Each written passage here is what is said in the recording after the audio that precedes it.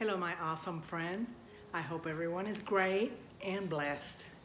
Do you think that a marriage that ended it in a not so good divorce can be restored? Stay tuned. I'll show you.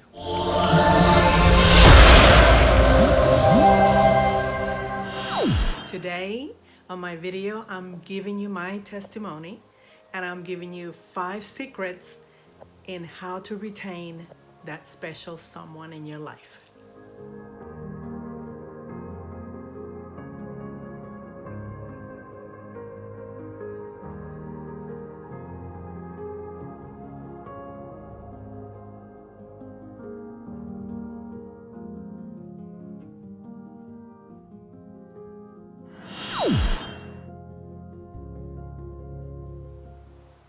Hello, my friends. My husband and I, when we met, we were 17 and 16. He's a year older than I am. We met in Florida. We were 2 kids in high school. Um, when we met, my best friend, she liked him. So I stepped back because I kind of liked him at first, but I stepped back because out of respect to her. So then one day, all of a sudden, she tells me, I don't like him. He's too conceited. So I said, really? I like his friend. That's what she told me. So I said, okay, are you sure?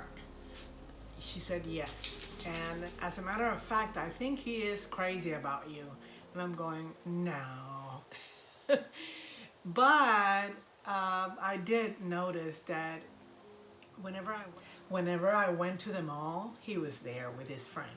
Whenever I went to the movies, he was there. Whenever whenever I went grocery shopping with my mom, he was there. So I don't know, I would find him in different places until one time at the apartment complex pool, we started talking, and then from there on, a relationship began. He was like the most popular guy in school, so there was a lot of girls that hated me. Not my fault. And all of a sudden, we got really serious, and I fell in love with him, and I thought he was in love with me too. But you never know. No, we were in love. So we were dating, and time went by, and my mom got remarried, and her husband, he had businesses in Texas, and we were living at the time in Florida, Miami, Florida. So he said that we had to move to Texas. So I was devastated. I said, oh my God, I don't want to leave my boyfriend here. So I was crying every night, and I was all depressed and down. And we had so many plans to go to college together and everything.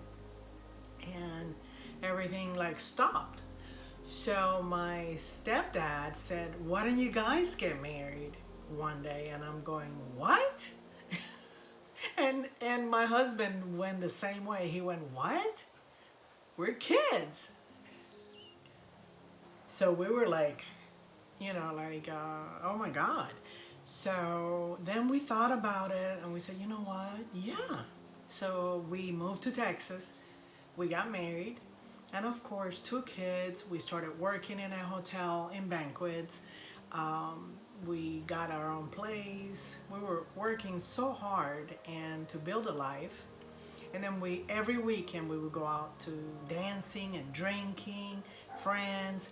So everything was like too much. So because every weekend sometimes it was Friday and Saturday, and we would go out and having fun. Then money started getting tight, so problems began, and other things began. And we decided, my husband one day, he told me that he wanted a divorce. So I was devastated. I was so sad. I thought that, when you get married, it's for life. And that's the way I was raised. That when you find that someone, you get married, and it's for the rest of your life. but it didn't work out that way.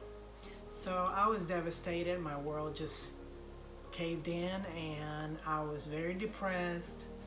Um, he moved back to Florida, and we were separated. We were divorced. And my life continued. I started, working harder, more hours to just keep my mind occupied. And 3 years later, I met my daughter's dad.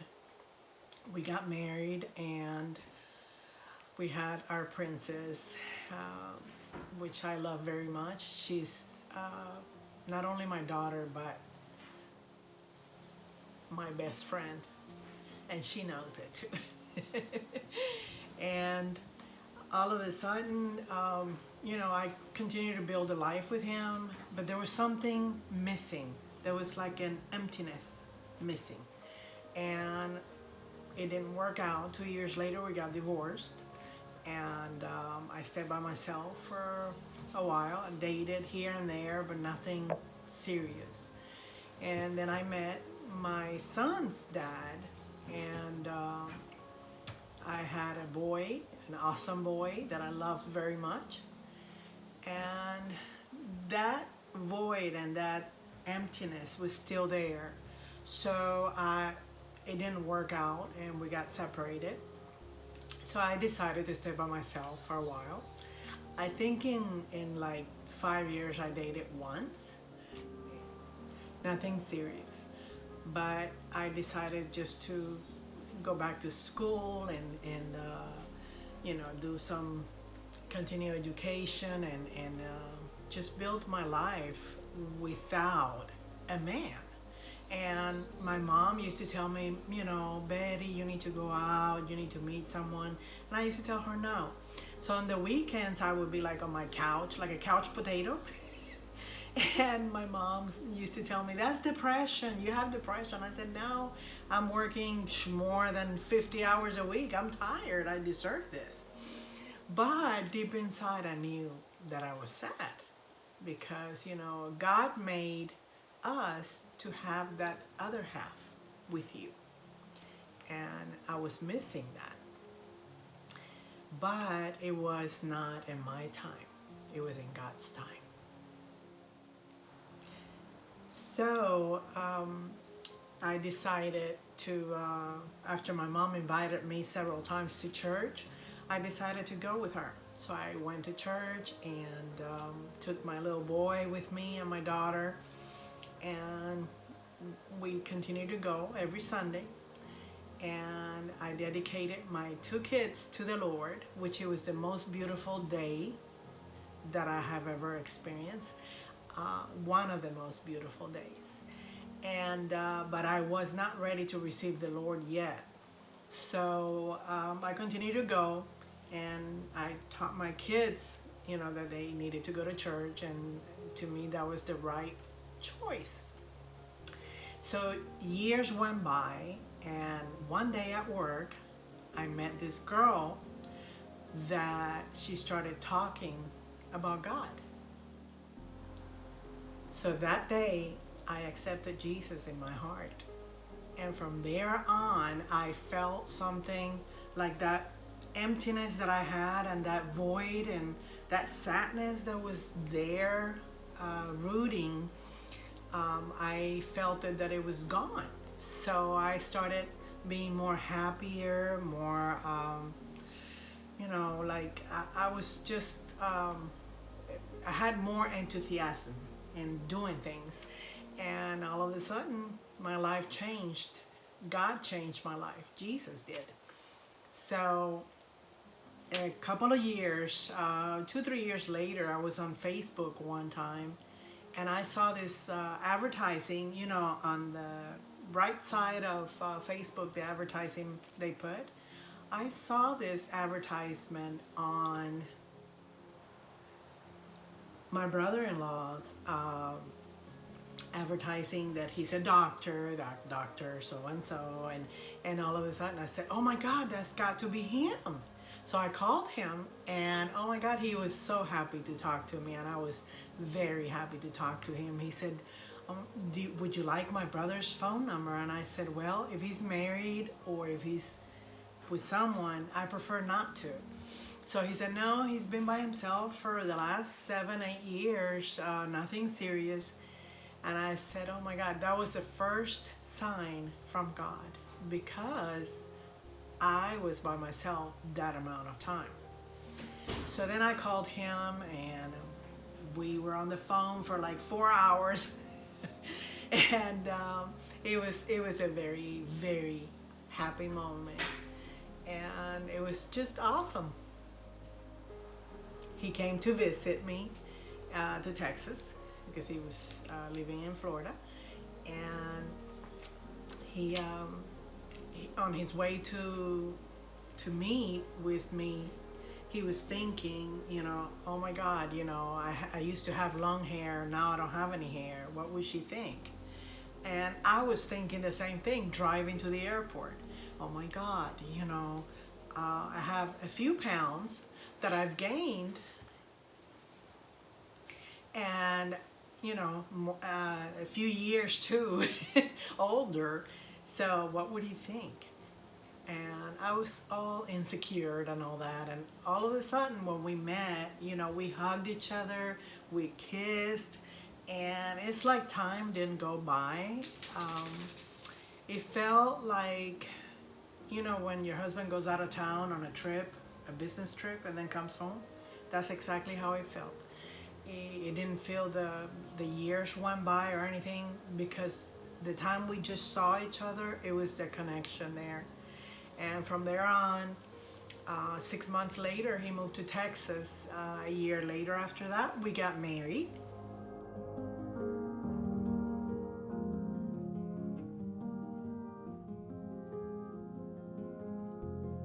And we've been married for the last 10 years.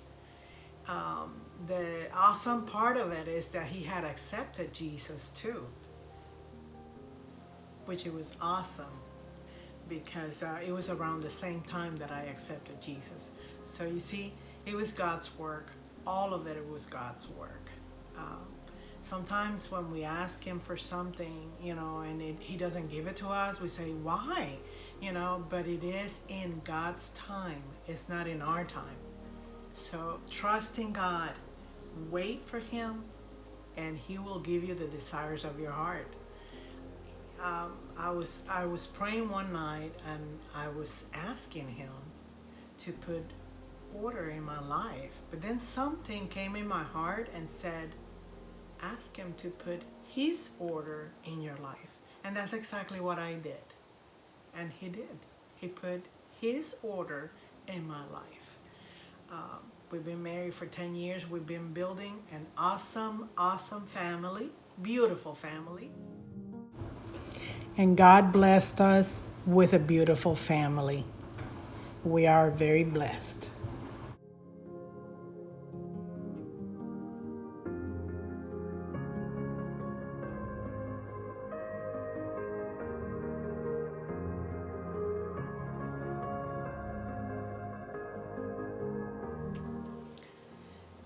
We have 4 kids. We had 5 children, but his daughter passed away in a car accident a couple of years after he moved to Texas, and it was devastating. It was a healing process, but it's, with God's favor and God's help, it was done. But it was very sad. We have 4 children and 4 grandchildren, beautiful grandchildren. At the time that we got married, I had my grandson, which he's 15 right now, but he was 5. And then we had 2 granddaughters. Right after we got married, the next 2-3 years, we got 2 granddaughters, and then finally we got a grandson in Florida. He's awesome. He comes to visit sometimes, and we wish that it would be more often, and that we could visit more often, but with all this, the pandemic and all this, it's been a little bit less. But hopefully next year we will be doing this very often. So my friends, have faith. There's someone out there that I know is watching this video and is probably saying, that's not possible. Well, it is possible. If you have a faith the size of a mustard seed, he'll listen to you and he will give you the desires of your heart. Just trust him and ask him. He's waiting there. He's waiting for us to talk to him all the time. Hello, my friends. Here are the 5 secrets I promised at the beginning of the video. Number 1, forgiveness. Very important. Number 2, be yourself. Number 3, love with all your heart. Number 4, wives, submit to husbands as to the Lord. And husbands, show honor to your wives. Wives, when we say submit to husband, that doesn't mean be the doormat. It means to respect your husband.